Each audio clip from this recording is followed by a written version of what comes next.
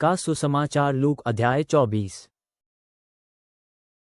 सप्ताह के पहले दिन बहुत सवेरे ही वे स्त्रियां कब्र पर उस सुगंधित सामग्री को, जिसे उन्होंने तैयार किया था, लेकर आईं। उन्हें कब्र पर से पत्थर लुढ़का हुआ मिला, सो वे भीतर चली गईं, किंतु उन्हें वहां प्रभु यीशु का शव नहीं मिला। जब वे इस पर अभी उलझन में ही पड़ी थी कि उनके पास चमचमाते वस्त्र पहने दो व्यक्ति आ खड़े हुए। डर के मारे उन्होंने धरती की तरफ अपने मुंह लटकाए हुए थे। उन दो व्यक्तियों ने उनसे कहा, जो जीवित है, उसे तुम मुर्दों के बीच क्यों ढूंढ रही हो?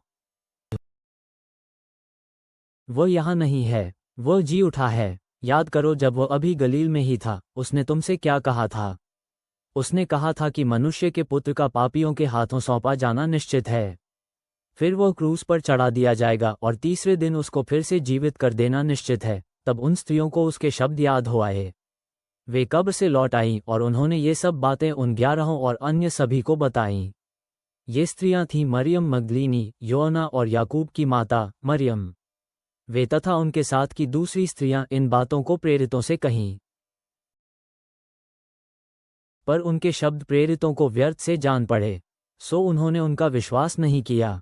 किंतु पतरस खड़ा हुआ और कब्र की तरफ दौड़ आया। उसने नीचे झुककर देखा, पर उसे सन के उत्तम रेशमों से बने कफन के अतिरिक्त कुछ नहीं दिखाई दिया था। फिर अपने मन ही मन जो कुछ हुआ था, उस पर अचरज करता हुआ वह चला गया। उसी दिन उसके शिष्यों में से 2 यरूशलेम से कोई 7 मील दूर बसे इम्माउस नाम के गांव को जा रहे थे। जो घटनाएं घटी थीं, उन सब पर वे आपस में बातचीत कर रहे थे। जब वे उन बातों पर चर्चा और सोच विचार कर रहे थे, तभी स्वयं यीशु वहां उपस्थित हुआ और उनके साथ साथ चलने लगा।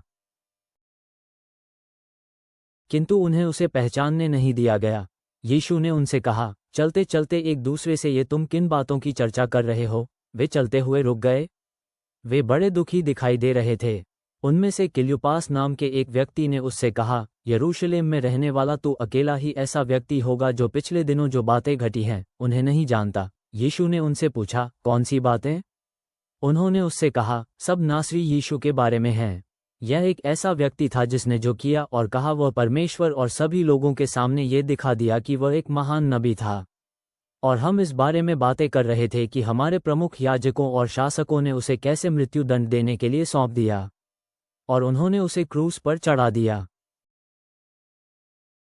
हम आशा रखते थे कि यही वह था जो इस्राएल को मुक्त कराता। और इस सब कुछ के अतिरिक्त इस घटना को घटे ये 3रा दिन है, और हमारी टोली की कुछ स्त्रियों ने हमें अचंभे में डाल दिया है। आज भोर के तड़के वे कब्र पर गईं, किंतु उन्हें उसका शव नहीं मिला। वे लौटी और हमें बताया कि उन्होंने स्वर्गदूतों का दर्शन पाया है, जिन्होंने कहा था कि वह जीवित है। फिर हम में से कुछ कब्र पर गए और जैसा स्त्रियों ने बताया था, उन्होंने वहां वैसा ही पाया।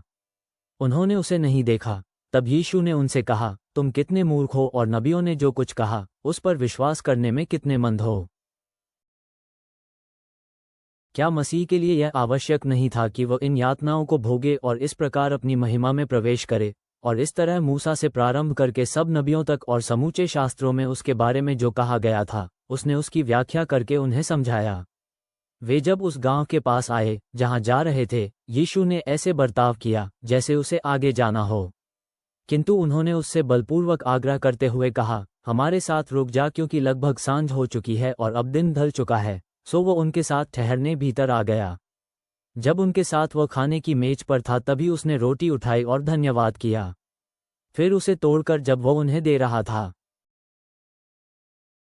तभी उनकी आंखें खोल दी गईं और उन्होंने उसे पहचान लिया, किंतु वह उनके सामने से अदृश्य हो गया।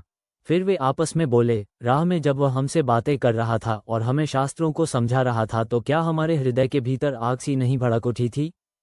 फिर वे तुरंत खड़े हुए और वापस यरूशलेम को चल दिए। वहां उन्हें 11 प्रेरित और दूसरे लोग उनके साथ इकट्ठे मिले, जो कह रहे थे, हे प्रभु, वास्तव में जी उठा है। उसने शमौन को दर्शन दिया है। फिर उन दोनों ने राह में जो घटा था, उसका ब्यौरा दिया और बताया कि जब उसने रोटी के टुकड़े लिए थे, तब उन्होंने यीशु को कैसे पहचान लिया था। अभी वे उन्हें ये बातें बता ही रहे थे कि वह स्वयं उनके बीच आ खड़ा हुआ और उनसे बोला, तुम्हें शांति मिले। किंतु वे चौंक कर भयभीत हो उठे। उन्होंने सोचा जैसे वे कोई भूत देख रहे हों। किंतु वह उनसे बोला, तुम ऐसे घबराए हुए क्यों हो? तुम्हारे मनों में संदेह क्यों उठ रहे हैं? मेरे हाथों और मेरे पैरों को देखो, मुझे छुओ और देखो कि किसी भूत के मांस और हड्डियां नहीं होती, और जैसा कि तुम देख रहे हो कि मेरे वे हैं। ये कहते हुए उसने हाथ और पैर उन्हें दिखाए। किंतु अपने आनंद के कारण वे अब भी इस पर विश्वास नहीं कर सके।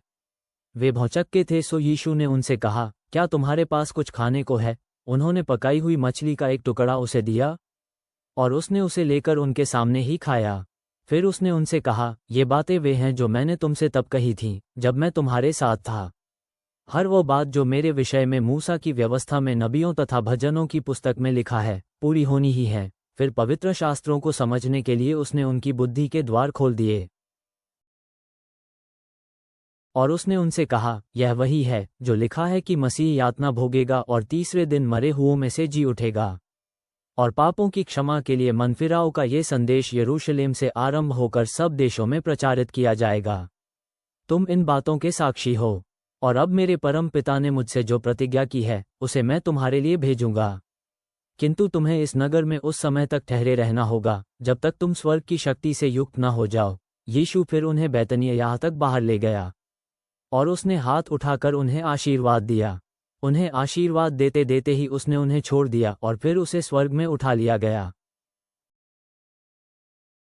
तब उन्होंने उसकी आराधना की और असीम आनंद के साथ वे यरूशलेम लौट आए और मंदिर में परमेश्वर की स्तुति करते हुए वे अपना समय बिताने लगे। हे पिता, जो पुनरुत्थान करते और शास्त्रों को खोलते हैं, आज एमाउस की संदेह भरी सड़कों पर स्वयं को प्रकट करें। वैश्विक मिशनों में सभी राष्ट्रों के लिए साक्षियों को नियुक्त करें। हम पर निरंतर आशीर्वाद चढ़ाएं। वादा किए गए आत्मा से हमें सामर्थ्य प्रदान करें। हम आपके वादों पर भरोसा करते हैं। आमीन।